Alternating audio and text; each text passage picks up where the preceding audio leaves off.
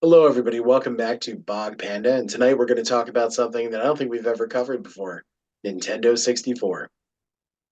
I am Dr. Mike at Official Pagan on everything, and joining me, as always, Hi, everybody. This is Kelly at KELLYTHUL on social media. We'd greatly appreciate it if you consider subscribing to the Bog Panda YouTube channel. If you do so, make sure you hit that bell so you'll be updated when we put new stuff out. Check out a few of our videos, playlists that are out there. Leave us some comments, some thumbs ups if warranted. And where you're gonna just your thumb is gonna basically fall off. There'll be so many thumbs up as you go to our playlist called Hard No, the world's shortest podcast. You're not going to be able to like it fast enough as it whizzes by in less than a minute, but you'll have many, many episodes to try and do that. So check out Hard No on the channel, and then when you're done doing that, pop on over to the merch store where we've got some pretty interesting and fun T-shirts. Some of those, I think you may find something interesting there. So take a peek. well, as you guys can tell, of course, we were joking a little bit in that intro. We've been covering quite a bit of Nintendo 64 stuff recently. Kelly was an original adopter of Nintendo 64, and I've only recently come into that fold with his assistance. I'm a big fan of the system so far, though. Not only are the games a lot of fun, it's a weird kind of quirky system, which is that alone is right up my alley. I mean, some of my favorite systems are like 32X and Jaguar. So weird, quirky systems are up my alley, and this is Nintendo's kind of answer to that. But it did have a fairly robust library of games. Nowhere near the kind of numbers of games that they had for the original NES or Super Nintendo, but there was a couple hundred games for it. Um, what's interesting about it is just like some of those other quirky systems, while there are some homebrew and indie games, it's not a huge selection of what's out there as far as games that have come out after the original lifespan of the system.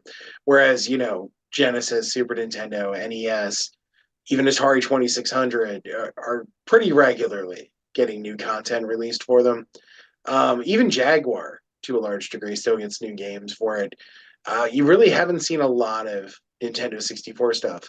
So that's why I was excited to see a brand new Nintendo 64 game.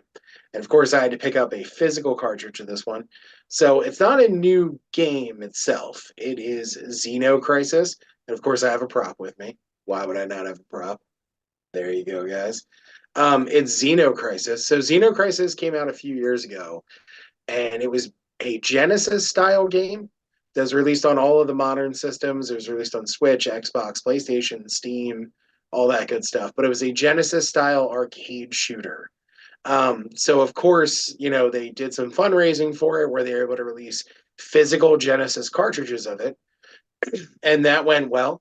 So it started to make its way onto other physical formats and not just, Switch, and it is on Evercade as well.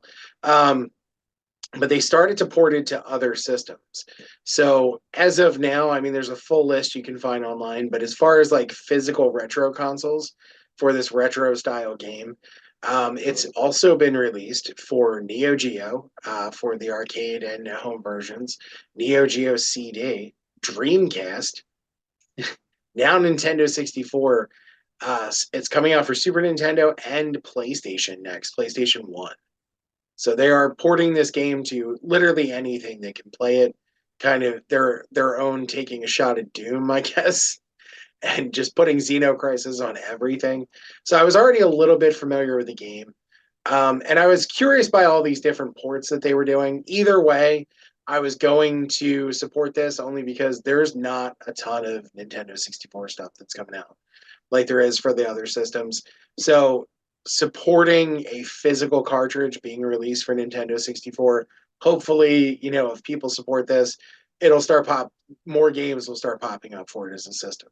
Obviously, with Xeno Crisis, they're just trying to put it on absolutely everything, and I support that as well.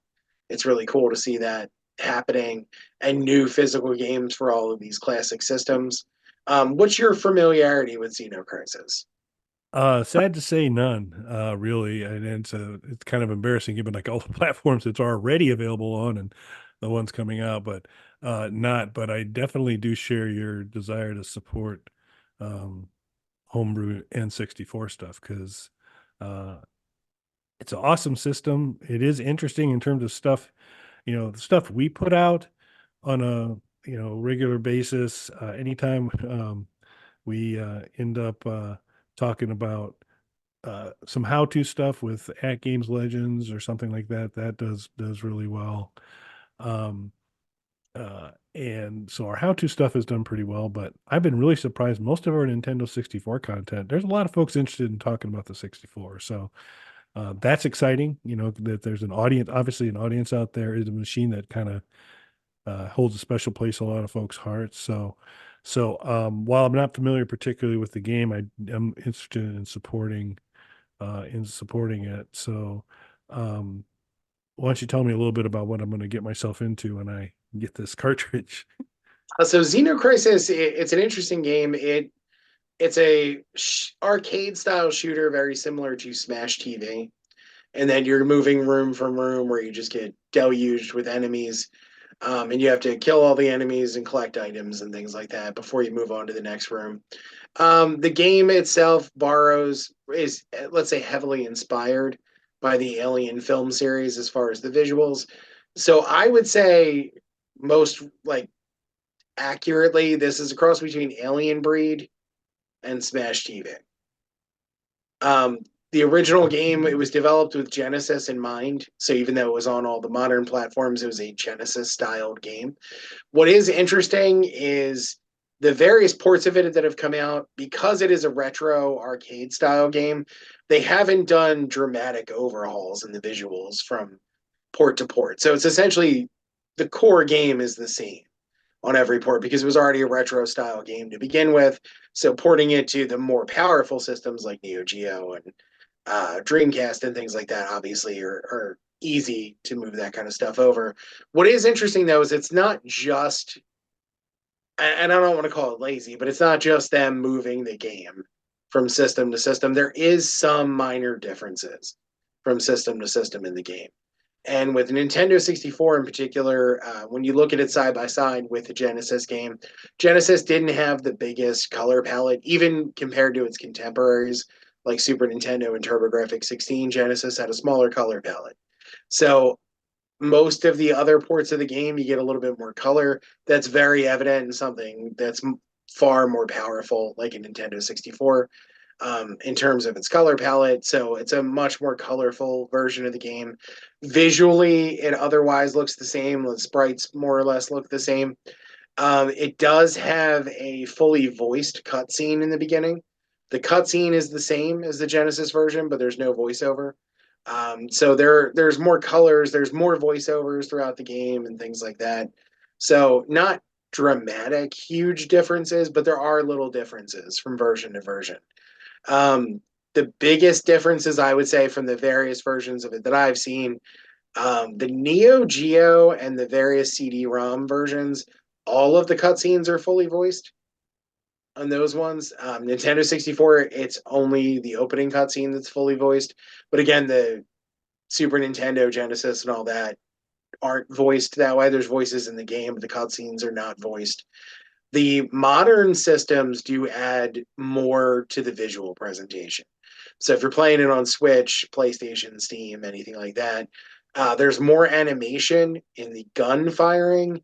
When you're using your basic machine gun, you see the shells shooting out of the machine gun, and those hit the ground and roll away. That animation is not present in any of the retro versions of the game. Also, too, there's a more intricate HUD on the modern versions. I don't think it's because anything to do with the additional animation or anything like that.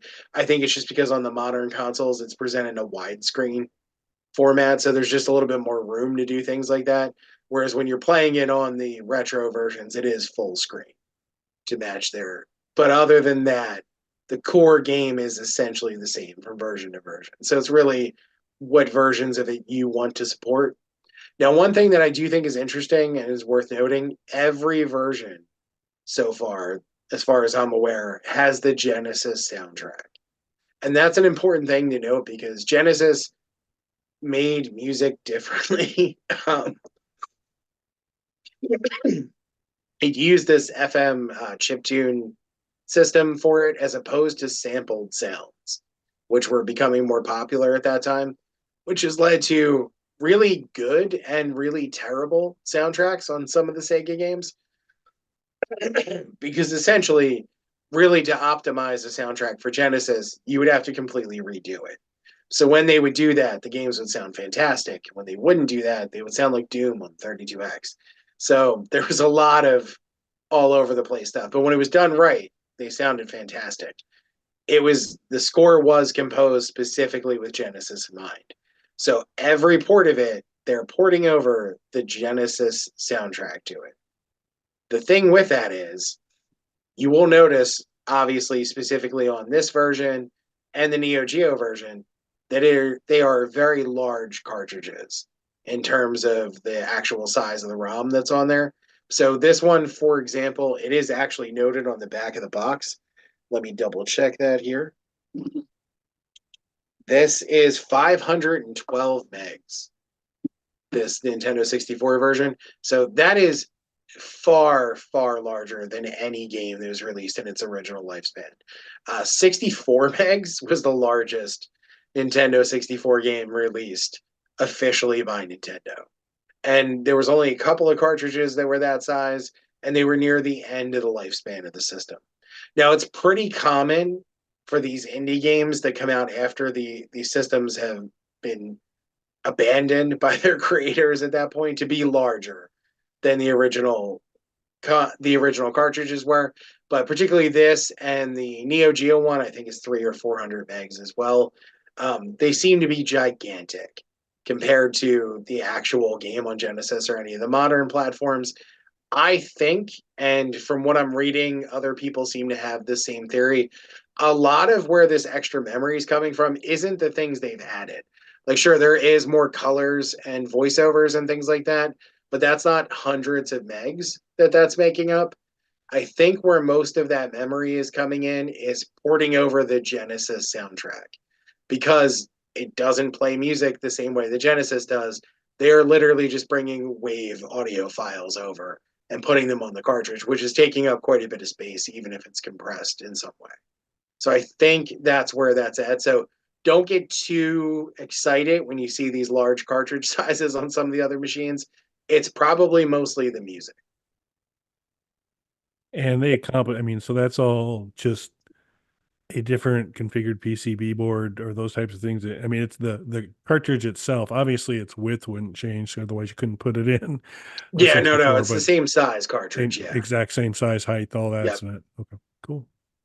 And it does come fully packaged. I sent Kelly a few photos, but I mean, it comes fully packaged in a really nice box. Again, no uniformity to the sides, just like Nintendo 64 games were.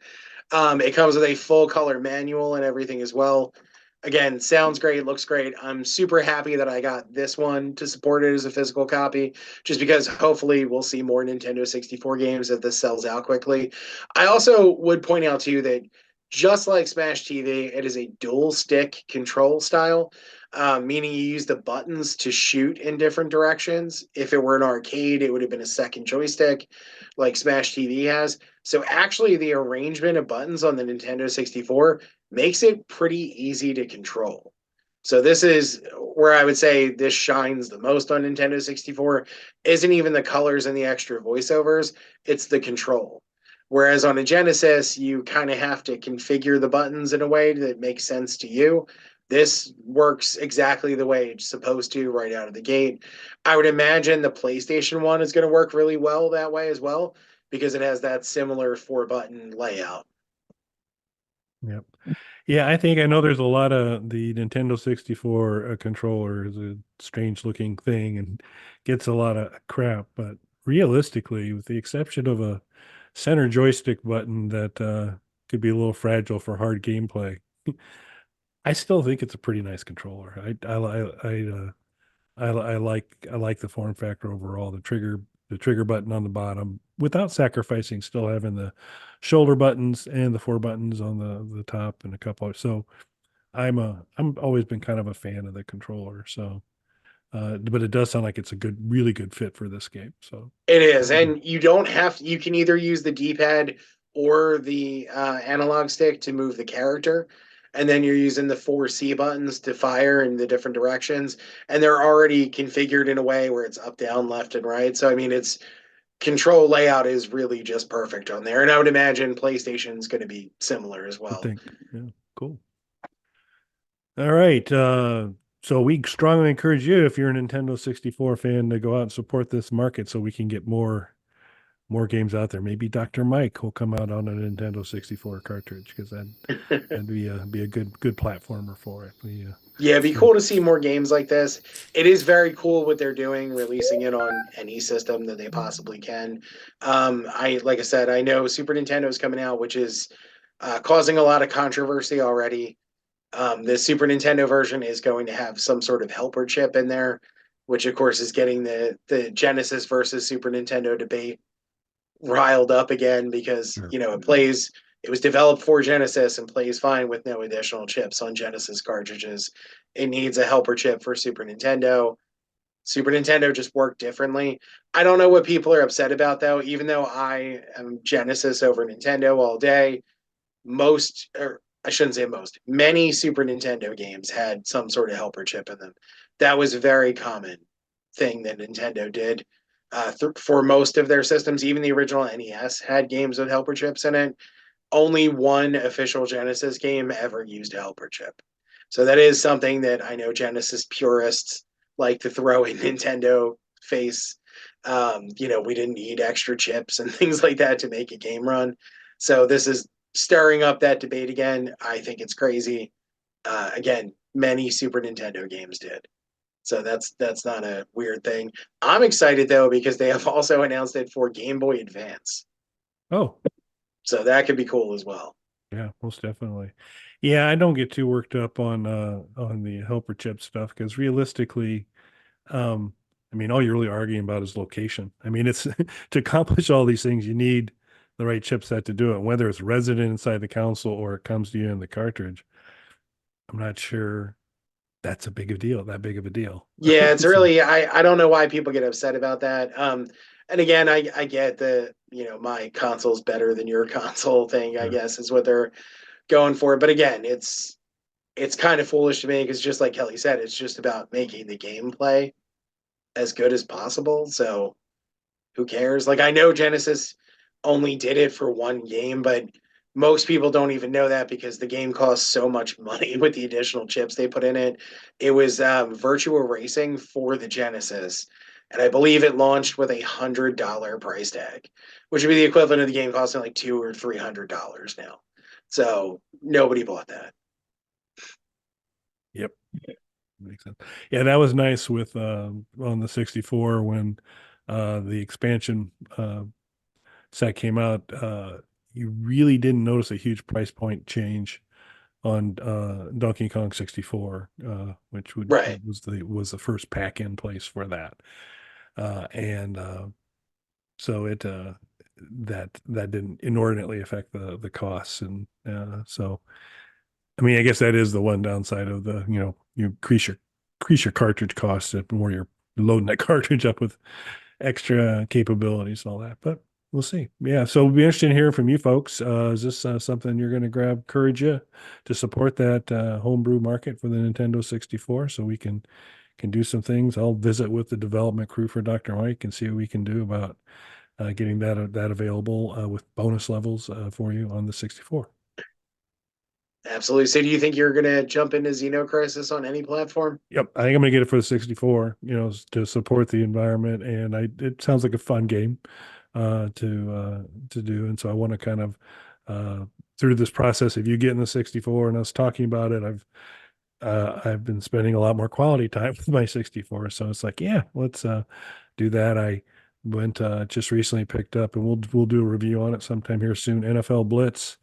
I had it. I still have the manual for it, but the cartridge is vanished. So that great wrong has been righted. And so NFL Blitz, what I was unaware of for NFL Blitz is there's at least two other versions of it as well.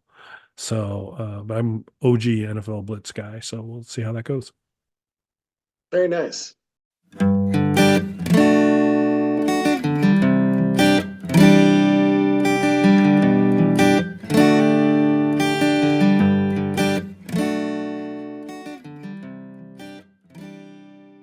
Bog Panda.